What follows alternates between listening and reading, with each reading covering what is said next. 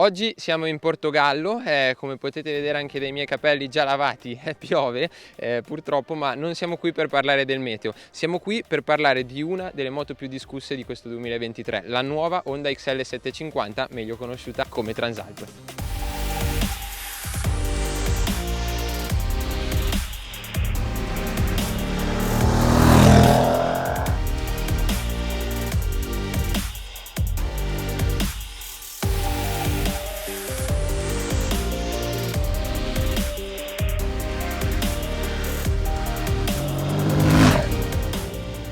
Il nome, va detto, è di quelli pesanti, infatti è proprio con questo che nel lontano 1986 con la prima XL600V è nato il segmento che a Tokyo definiscono Rally Touring, al quale appartengono quelle moto nate per portarti al lavoro con la stessa facilità con cui ti portano a spasso per il mondo, sia su strada sia in fuoristrada. Era inevitabile quindi che dopo 10 anni di assenza il ritorno in listino di un modello che ha fatto la storia di Honda accendesse i riflettori sulla nuova arrivata. Infatti, da quando è stata presentata a EICMA, la Transalp è finita sulla bocca di quasi tutti gli appassionati, principalmente per due motivi. Il primo, se vogliamo, è storico perché con la nuova Transalp Honda ritorna nel segmento delle medie con il 21, le moto più in voga del momento. Il secondo, invece, al netto del design che è soggettivo, è di carattere tecnico perché, incastonato nel telaio in acciaio, non c'è più il V2 che ha accompagnato tutte le serie precedenti, ma c'è un 2 in linea completamente nuovo, condiviso con la Hornet. Fumo negli occhi per i puristi che, volendo dirla tutta, non hanno completamente torto. Non è certo un segreto che in quanto elitarietà il cuore della XL750 non sia paragonabile al suo antenato. Da questo bicilindrico parallelo Unicam da 755 cm3 però i tecnici dell'ala dorata sono riusciti a tirare fuori 92 cavalli e 75 Nm, numeri mai visti su una Transalp. Per quanto riguarda la ciclistica, il telaio in acciaio, seppur molto simile nel disegno, si distingue da quello della Hornet in vari punti, come nella zona anteriore dove ci sono tubi più spessi per garantire maggiore rigidità e nel telaietto posteriore più resistente, lungo e largo. Il pacchetto sospensioni fa affidamento su una forcella Showa da 43 mm di diametro con steli a funzione separata regolabile nel precarico e su un monoammortizzatore con leveraggio sempre Showa e sempre regolabile solamente nel precarico senza manopola. Le ruote? Ovviamente a raggi, con anteriore da 21 pollici e posteriore da 18, entrambe gommate Metzler Caru Street con camera d'aria. A rendere tutto molto interessante ci pensa il prezzo di partenza di 10.690 euro, anche se bisogna sottolineare l'assenza del cruise control, il quale purtroppo non è disponibile nemmeno come optional.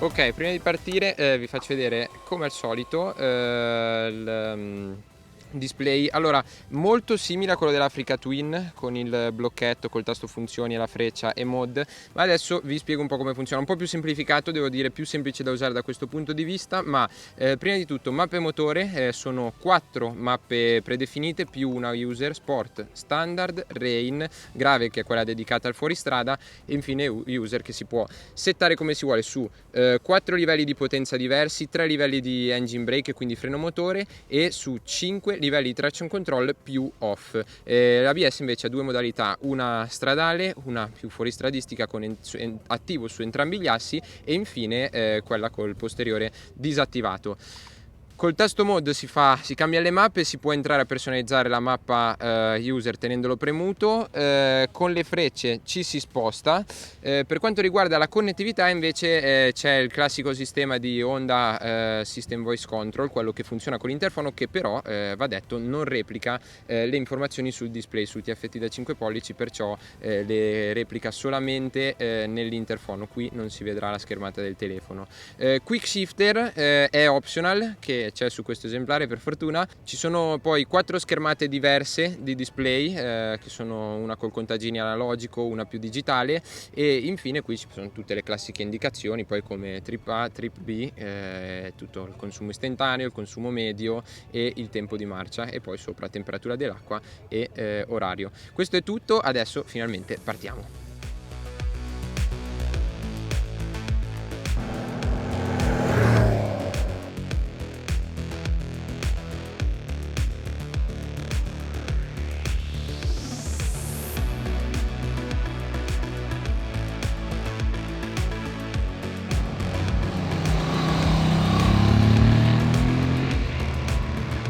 Bene, primi chilometri su strada fatti, andrò abbastanza veloce, scusatemi, ma sta quasi diluviando, quindi mi spiace anche per se vedrete un po' appannato, non posso farci molto. Allora, primi chilometri su strada fatti, dicevo, ma partiamo un secondo dall'ergonomia, nel senso che sella 850 mm, uno dei valori più bassi nel segmento, peraltro si tocca benissimo a terra, senza nessun tipo di problema. Le pedane in questo senso non danno fastidio, credo che più o meno i rider di qualsiasi altezza toccheranno senza problemi, perché è veramente molto facile, cioè molto vicina al terreno, oltretutto la moto è bella stretta, quindi nessun problema. Manubrio bello largo il giusto, perfetto per una maxi enduro. Da seduti non è neanche troppo alto, si sta su bene, aperto il giusto, quindi devo dire che tutto si trova al proprio posto, i comandi si raggiungono facilmente, la leva della frizione è un filino lontana e non ha la regolazione. Io che ho le mani abbastanza grandi non ho nessun tipo di problema a raggiungerla, magari chi ha le dita un po' più corte potrebbe fare un po' fatica. Per il resto direi tutto si trova al proprio posto, perfetto. Parliamo della guida invece. Allora, come vedete il meteo non è molto clemente, tutta la strada che abbiamo fatto praticamente pioveva, e se non pioveva comunque l'asfalto era bagnato. Abbiamo trovato dei punti dove teneva un po' di più. Parlerei innanzitutto di guida, diciamo, sportiva, per quello che siamo riusciti a fare, poi del comfort, che è la cosa più importante su questa moto. Ne parliamo magari nelle conclusioni dopo che ho guidato tutto il giorno. Dicevo, guida sportiva, beh, prima cosa fai i primi metri, le prime curve, soprattutto sul bagnato. Il fatto che ci fosse l'asfalto bagnato, quindi poco grip, ha enfatizzato questa cosa, e dici ok, è una Honda, trasmette sicurezza, è facile, non fa mai niente di imprevedibile, nel senso, introduciamo magari il discorso della ciclistica. È una moto molto neutra, un assetto super neutro. Non c'è un componente di spicco che dici ah cavolo, questo funziona divinamente, ma funziona tutto molto bene, è tutto molto equilibrato, nel senso che in quanto ai freni c'è la potenza frenante giusta, non eccessiva, le pinze sono assiali, ma vi posso garantire che non sentirete la mancanza di quelle radiali. Comando ottimo anteriore, molto modulabile, c'è una buona potenza, posteriore anche molto buono. Mi piace anche l'intervento ABS, che non è mai entrato bruscamente, anzi non è neanche tanto conservativo, questo lo apprezzo molto. Sospensioni, la forcella assorbe bene ma non è troppo morbida, dà sempre un buon sostegno anche quando si tira la staccata forte, quando si fa la frenata di emergenza. Monoammortizzatore bene, nel senso che filtra bene le asperità dell'asfalto, però un pochino sfrenato e anche un filino morbido, nel senso che ci sono delle condizioni, magari quando siete in piega, date gas e l'asfalto non è perfetto, che comincia a pompare un pochino, oppure se siete anche sul dritto, trovate una strada particolarmente dissestata con tanti avvallamenti, più che la buca secca che viene assorbita molto bene, tende un po' a tenere questo effetto rimbalzo, però non è molto fastidioso in questo senso. Si guida bene, si può anche sbagliare magari un po' la staccata, che la moto ti aiuta a tenere bene la linea. Non è delle più svelte, devo dire che come 21 non è sveltissimo, ci sono delle competitor che secondo me sono più veloci a scendere in piega. Questa è più rotonda, non è fisica ma è più rotonda, un po' più lenta, e questa cosa qui aiuta soprattutto in condizioni come quelle di oggi, dove c'è poco grip, e quindi c'è da stare un po' più attenti in questo senso. Ma mi è piaciuta, è una moto che trasmette molta sicurezza, molta facilità di guida. Mi piacerebbe provarla, anche se non credo che oggi ce la faremo, in condizioni un po' più asciutte, con un po' più di grip, per vedere fino a dove può arrivare, altrimenti dovremo rimandarlo per una prova futura. Per quanto riguarda il motore invece, c'è un bel carattere, è un motore molto elettrico che non senti mai quando entra in coppia veramente. Ti accorgi che fai strada, che tira fuori coppia e potenza guardando il contachilometri, perché vedi che proprio va, e comunque devo dire che in questo senso ce n'è. Però è un'erogazione molto lineare, molto fluida, non ci sono buchi, e quindi questo qui non c'è proprio la botta di coppia, dell'entrata in coppia, il classico calcio nel sedere, diciamo, per dirlo in maniera un po' più elegante. Non c'è questa cosa qui, quindi a livello emozionale, se vogliamo, viscerale, non è dei più entusiasmanti che abbia mai provato, però all'atto pratico, dal punto di vista razionale se vogliamo, fa un ottimo lavoro. Sotto è un po' vuoto, però diciamo che dai 4.000 giri in su c'è una bella cattiveria, poi dai 6.000 tira fuori veramente tanto carattere, però si sente anche il sound cambia. Su strada si riesce a usare bene, avrei preferito forse qualcosina in più ai bassi, ma proprio poca roba. Spaziatura del cambio buona, la terza, cioè la marcia della vita, ci fai veramente di tutto, anche i tornanti un po' più stretti, non esce chiaramente con la terza molto forte, non dà tantissimo a coppia, però non va, soprattutto è molto elastico, perché anche con la sesta ho provato 2000 giri, 1600 giri anche, 40 all'ora, 50 all'ora, riprendi il gas in mano, spalanchi e lei va.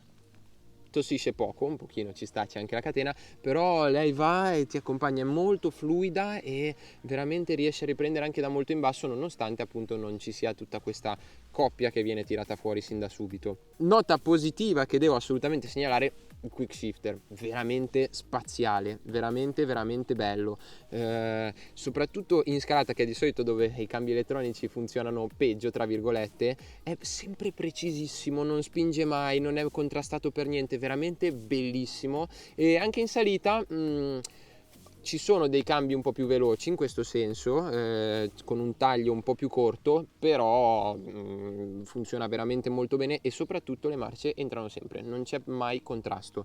L'ultimo tema è quello delle mappature. Allora, mappa sport c'è un po' di on-off, è abbastanza aggressiva, ci sta per quello, però c'è un po' di on-off, l'erogazione in quel senso lì si sporca un pochino. Secondo me la mappa perfetta è la standard, quella di mezzo, perché è molto vicina alla sport in quanto a potenza erogata, cioè la potenza che viene erogata è sempre la stessa, in realtà sono sempre 92 cavalli con tutte le mappature, ma proprio come erogazione secondo me sono abbastanza vicine, però toglie quasi completamente l'on-off, morbidissima, e per il tipo di moto secondo me è perfetto, anche perché è una moto che va guidata molto rotonda, come è giusto che sia d'altronde.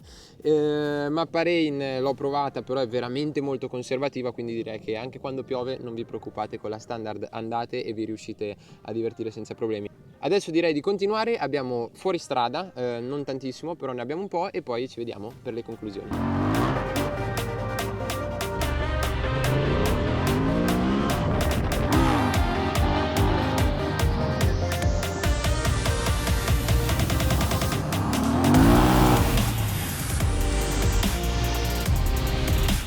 Ok, abbiamo appena finito un bel pezzo in off-road, ce ne manca ancora un altro, un po' di chilometri. In realtà non ne abbiamo fatto tantissimo, saranno circa una decina, 15 massimo in totale, che però bastano per capire un po' come funziona la Transalp quando si mettono le ruote lontano dall'asfalto. Adesso siamo su un percorso che non è particolarmente impegnativo, stradone, largo, terra che comunque tiene tanto, perciò niente di che. Però allora partiamo ergonomia in piedi.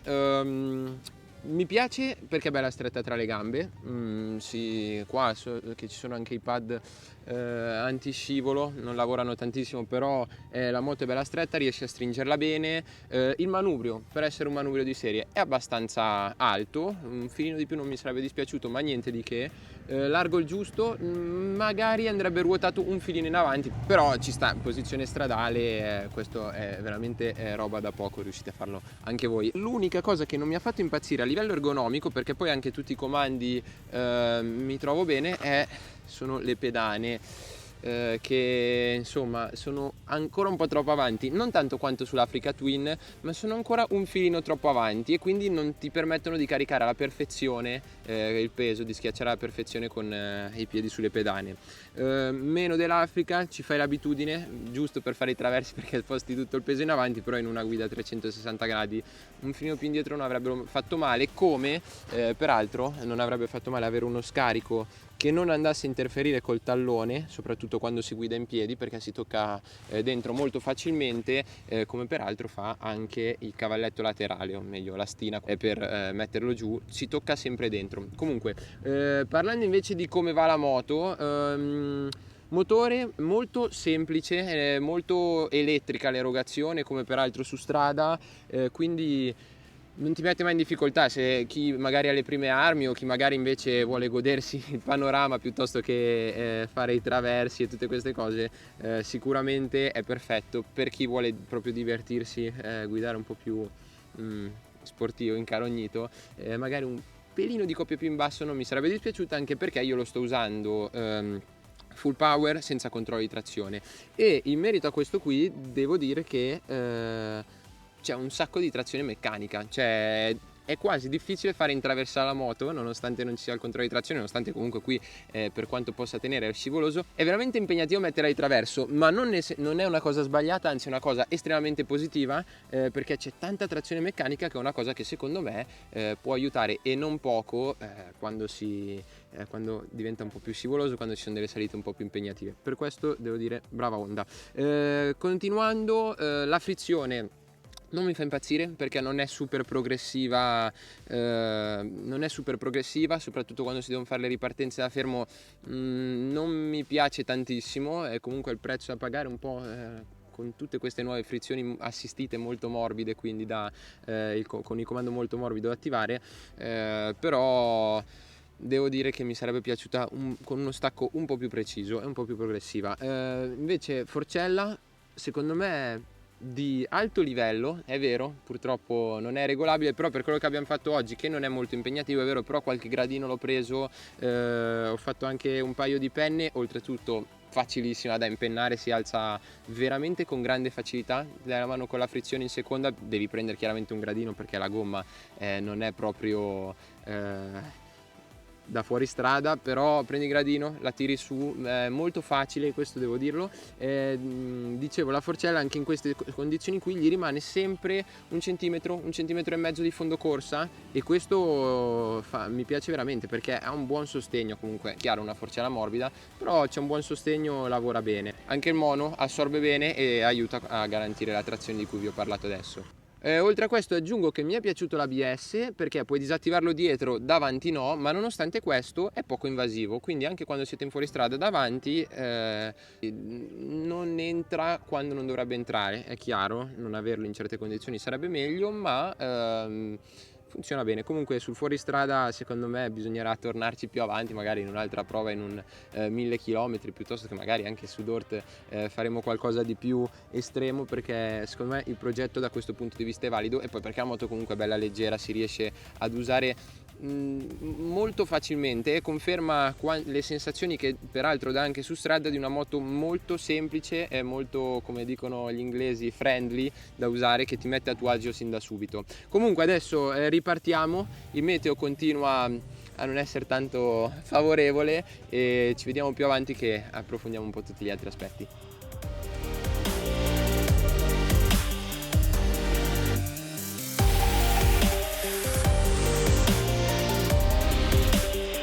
Prima di passare alle conclusioni parliamo dell'elefante nella stanza, l'estetica.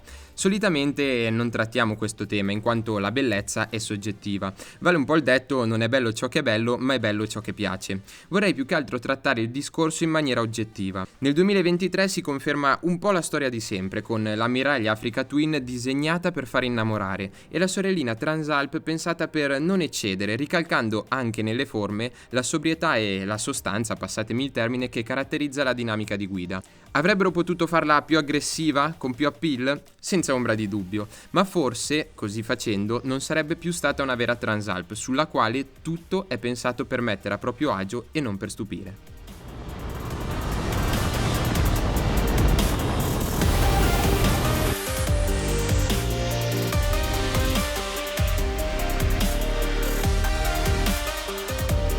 Giornata finita, molto piovosa perché abbiamo preso alla fine un sacco d'acqua, non ha smesso un secondo di piovere, quindi le sensazioni soprattutto sulla guida un po' più sportiva, come si comporta la moto proprio quando si va un po' più dinamici, diciamo quando ci si vuole divertire tra le curve, magari le lasceremo a un altro momento, a un'altra prova.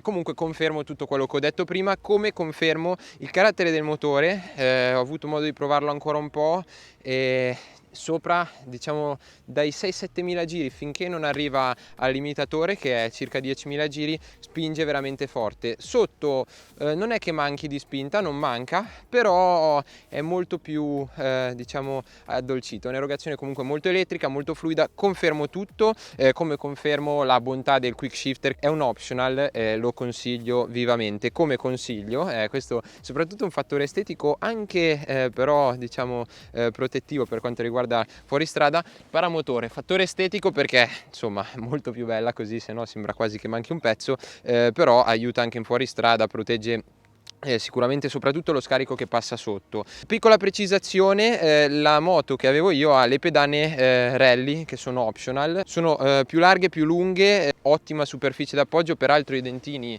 sono molto appuntiti e quindi c'è un grip esagerato sulle pedane, soprattutto in fuoristrada, ma anche in strada quando è bagnato, come è stato oggi. Quindi le consiglio. Il ritorno, cioè diciamo lo svantaggio, è quello che vibrano un po' di più. Infatti tema vibrazioni, diciamo che sotto i 3000 giri non ci sono vibrazioni, a meno particolarmente fastidiose. Quando si sale un po', basta arrivare a 4000, il manubrio comincia a vibrare un pochino, si sentono abbastanza, complici anche le manopole che sono abbastanza dure, e vibrano le pedane. Adesso lascio questo giudizio in sospeso perché credo che con i gommini vibrino un po' meno, quindi si avverta meno. Il manubrio vibra sia quando il motore è sotto carico sia in rilascio, le pedane invece vibrano specialmente in rilascio. Invece la sella non vibra per niente, molto abitabile, c'è tanto spazio, anzi il giusto direi, non è eccessiva. Ci sono forse delle competitor che fanno un po' meglio, però è giusta, sagomata perfetta, non ha scalino neanche in questa zona qui, è molto ben disegnata da questo punto di vista, molto rotonda, quindi non dà fastidio, e lo schiumato per me è perfetto. Per quanto riguarda il passeggero invece, la sella si stringe un po', però c'è un buono spazio in lunghezza, ottime le maniglie, sono perfette, ci si riesce ad attaccare molto molto bene, anche le pedane sono alla giusta distanza, un filo altine, ma ci si riesce a stare molto comodi. Poi io comunque sono alto 1,80 m, quindi magari passeggero un po' più basso ci sta sicuramente meglio. Comfort in generale, abbiamo fatto anche un po' di autostrada che aiuta a capire tanto per quello che è la protezione aerodinamica. Cupolino standard di serie, questo qui protegge veramente bene. Mi piace un casino perché non ce l'hai sugli occhi come capita ad esempio con quello dell'Africa Twin, in particolare dell'Adventure Sports. Qui non ce l'hai davanti, ma protegge molto bene, diciamo che protegge fino a appena sopra gli occhi, le spalle invece restano un po' esposte, però per essere un cupolino standard su un Adventure Media devo dire che protegge molto molto bene. Mi è piaciuto come mi sono piaciuti i paramani, che tirano, oltre a essere belli, ci stanno, ma tirano via un sacco di aria dalle mani.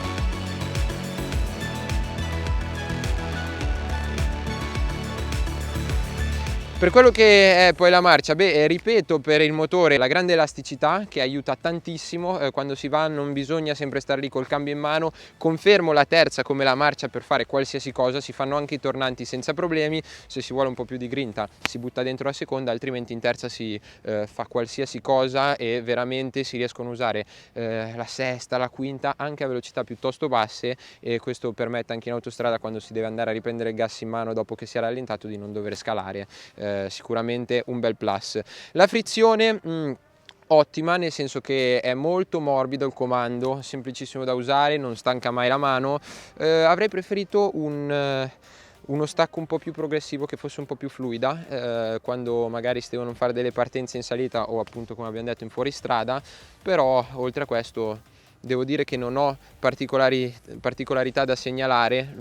La moto alla fine è una Honda, è facile da usare, molto semplice da usare questa moto. Mi viene in mente soprattutto per un neofita, anche perché è disponibile, avendo 92 cavalli, la versione con patente A2, quindi depotenziata a 35 kW, e quindi da questo punto di vista mi sento di promuoverla. Come si posiziona rispetto alle competitor, anche per quelle che è il segmento appunto delle Adventure, direi che sicuramente ha un'impronta più stradale, quindi sarò curioso anche in futuro di vedere se arriveranno con una versione rally, magari con le sospensioni allungate. Ma oltre a questo è sicuramente orientata più alla strada e tiene un po' fede a quella che è l'idea di Honda di questa moto, ovvero di una moto da turismo, rally touring al 100%, e devo dire che da questo punto di vista ci sono riusciti. Chiudo con i consumi, non ho il dato preciso, quello reale calcolato da noi, ma ho quello che indica il computer di bordo, il display.